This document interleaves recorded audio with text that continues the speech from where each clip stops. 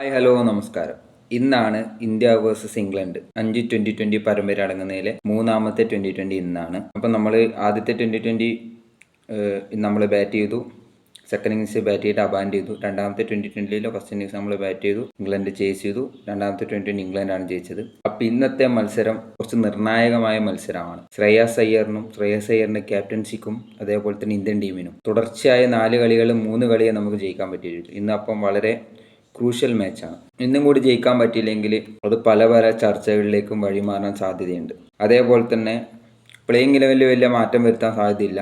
സഞ്ജു സാംസൺ വരാനുള്ള ചാൻസ് ഞാൻ കാണുന്നില്ല. കുറച്ച് ലോങ് റെസ്റ്റ് ആണോ അല്ല ഡ്രോപ്പ് ആണോ എന്നുള്ള കാര്യം അറിയില്ല. കുറച്ച് ടൈം എടുക്കും ഇനി ടീമിലേക്ക് തിരിച്ചു വരാൻ, പ്ലേയിങ് ലെവലിലേക്ക് വരാൻ വേണ്ടിയിട്ട്. ഇപ്പം വലിയ ചേഞ്ചസ് ഒന്നും ഉണ്ടാവില്ല. എനിക്ക് തോന്നുന്നു ഒരു സ്പിന്നറെ മാറ്റി ഒരു പേസ് ബോളറെ കൊണ്ടുവരാനാണ് ചാൻസ്. ബാറ്റിംഗ് ഓർഡറിൽ വലിയ മാറ്റം വരാനൊന്നും സാധ്യതയില്ല. അതേപോലെ തന്നെ വേറൊരു കാര്യം, ഇന്നലെ ഞാൻ പറഞ്ഞിരുന്നു ഇന്ത്യ വേഴ്സസ് സിംബാബ്വെ ടൂർ വരുന്നുണ്ട്. 3 T20 ആണ്. സ്ക്വാഡ് പ്രഖ്യാപിച്ചു. സ്ക്വാഡ് ഞാൻ പ്രഖ്യാപിച്ചതൊന്ന് ജസ്റ്റ് ഇവിടെ വായിക്കാം.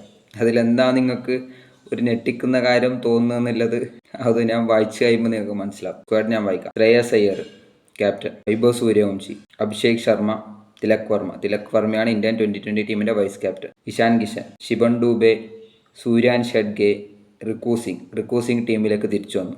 അതേപോലെ തന്നെ ആർഷ് ഡൂബെ പുതിയ പ്ലെയറാണ്. വൺഡേയിൽ ഉണ്ടായിരുന്നു, അഫ്ഗാനിസ്ഥാനിലെ വൺഡേ സീരീസിലുണ്ടായിരുന്നു. അതേപോലെ തന്നെ വരുൺ ചക്രവർത്തി, പ്രിൻസ് യാദവ്. പിന്നില്ല 4 ആൾക്കാർ പുതിയ ആൾക്കാരാണ്. അതേ യാഷ് ഡൂബിയും പുതിയ ആളാണ്. അതിന് ശേഷം വരുന്ന 4 ആളും പുതിയ ആൾക്കാരാണ്. Yash Thakur, Ashok Sharma, Mayank Yadav, Prabhsimran Singh. Okay, pronunciation correct. Prabhsimran Singh. Okay, അതാണ് ടീം. പ്രഭ്സിമ്രാൻ സിംഗ് ആണ് സഞ്ജു സാംസണിന് പകരം വന്ന പ്ലെയർ, വിക്കറ്റ് കീപ്പർ. അതേപോലെ തന്നെ മായങ്ക് യാദവ് കളിച്ചിട്ടുണ്ട് ഇന്ത്യൻ ഡെബ്യൂ. അശോക് ശർമ്മ, യാഷ് ഠാക്കൂർ കേട്ടിട്ടുണ്ടോയെന്ന് അറിയില്ല. IPL കളിക്കുന്ന പ്ലേയേഴ്സാണ്. ഇവരൊക്കെ എന്ത് മെറിറ്റിന്റെ അടിസ്ഥാനത്തിലാണ് ടീമിലേക്ക് വരുന്നതെന്നുള്ള കാര്യം എനിക്കറിയില്ല.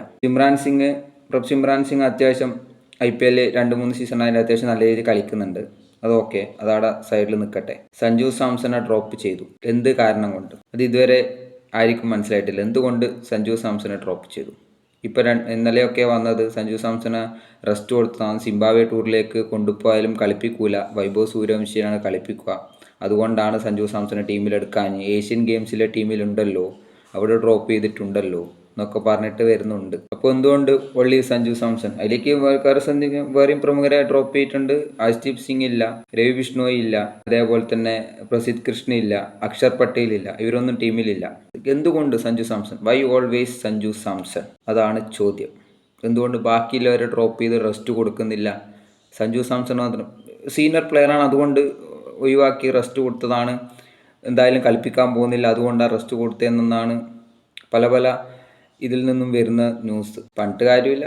ഇനിയപ്പോൾ അവസരം കിട്ടാമെന്നുള്ള കാര്യം കണ്ടറിയണം. അപ്പോൾ ഓക്കെ, അടുത്ത വീഡിയോയിൽ കാണുന്നതായിരിക്കും. ബൈ.